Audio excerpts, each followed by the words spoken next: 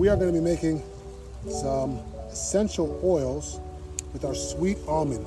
All right, stay tuned. So we're going to take our sweet almond flowers and we're going to put those in a jar. We're going to get as many of the flowers as we can.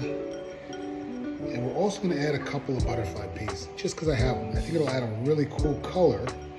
So now we're going to add some extra virgin olive oil, just enough to cover up all of our flowers. We're going to get a wooden spoon just to make sure that everything is submerged, and we're going to let this sit for a couple days. After 5 days, our sweet almond oil is ready to process, I think. Smells like flowers. All right, here we go. Strain this out. I like the color. We added a little bit of basil flower and a little bit of butterfly pea to this. And the butterfly pea gave it a little bit of color.